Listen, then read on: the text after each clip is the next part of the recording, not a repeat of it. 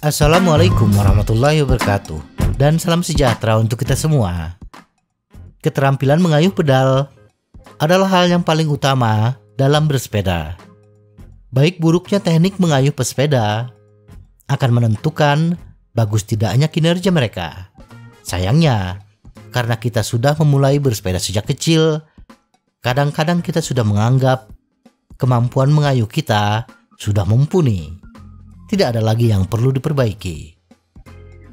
Tetapi bagi pesepeda antusias dan profesional yang ingin mengoptimalkan performa bersepeda mereka, apapun jenis bersepeda yang mereka geluti, melatih kayuhan pedal dan cadence bersepeda sama pentingnya dengan melatih kekuatan otot, daya tahan, dan lain-lain.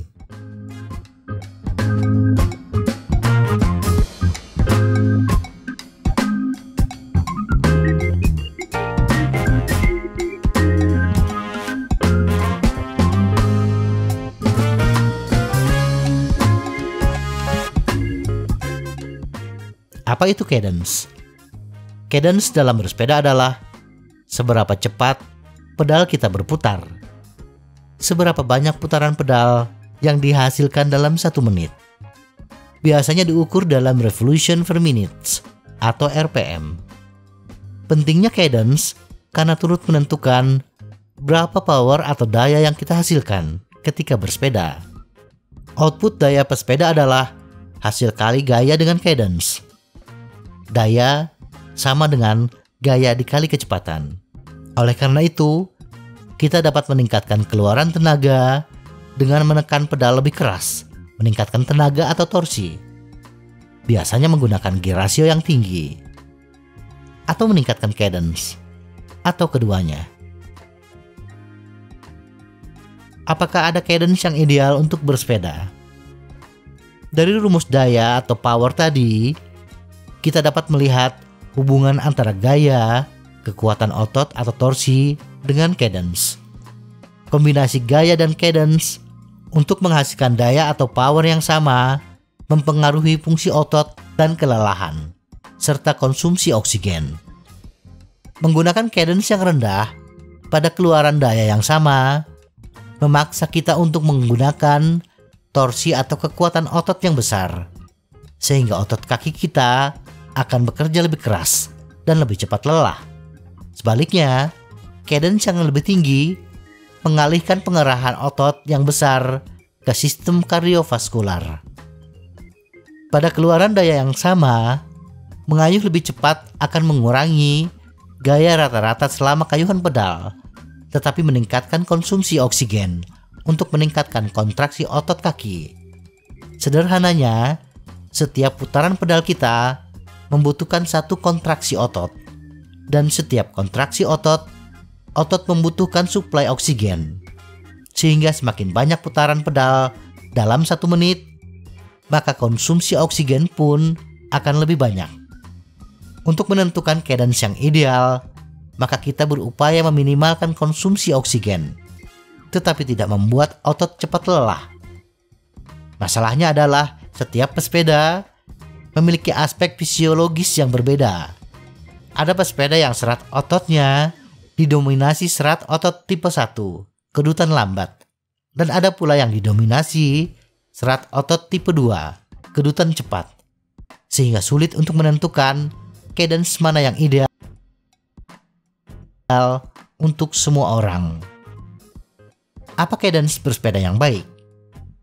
Walaupun sulit untuk menentukan cadence yang ideal, tetapi berdasarkan banyak penelitian, dapat disimpulkan bahwa kebanyakan pesepeda secara alami lebih menyukai cadence antara 80 hingga 100 RPM. Cadence yang disukai ini biasanya akan terus meningkat secara bertahap, sejalan dengan bertambahnya pengalaman dan kebugaran. Melakukan latihan yang berfokus pada cadence tertentu membuat pesepeda mengetahui cadence mana yang paling ideal untuk dia. Bisa bertambah, bahkan bisa menurun. Dan ini tidak berlaku untuk pesepeda lain.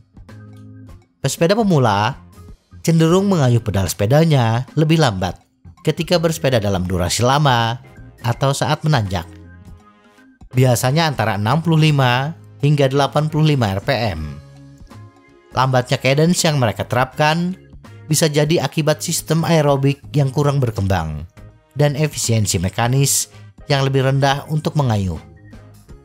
Sedangkan pesepeda yang berpengalaman biasanya mengayuh antara 75 hingga 95 rpm saat bersepeda untuk pemulihan, daya tahan aerobik atau zona 2, dan intensitas ambang laktat FTP, dan akan menerapkan cadence yang tinggi 95 hingga 110 rpm ketika bersepeda untuk upaya dan akselerasi intensitas tinggi, daya tinggi, latihan dengan gear rasio besar, dan cadence yang tinggi sangat bermanfaat untuk meningkatkan kemampuan neuromuskular, meningkatkan efisiensi mekanis.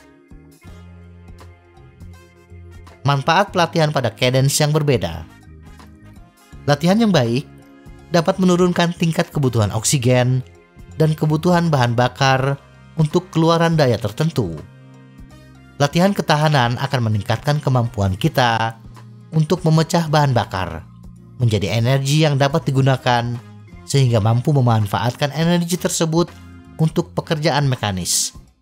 Saat pesepeda menjadi lebih ekonomis, mereka menghasilkan tenaga yang sama dengan biaya oksigen yang lebih rendah. Dengan latihan dan kesesuaian sepeda yang tepat untuk mengoptimalkan biomekanik, pesepeda juga dapat meningkatkan efisiensi mekanis kayuhan pedal mereka. Latihan cadence akan merangsang adaptasi neuromuskuler yang bisa meningkatkan sinkronisasi kontraksi otot untuk mengurangi energi yang terbuang.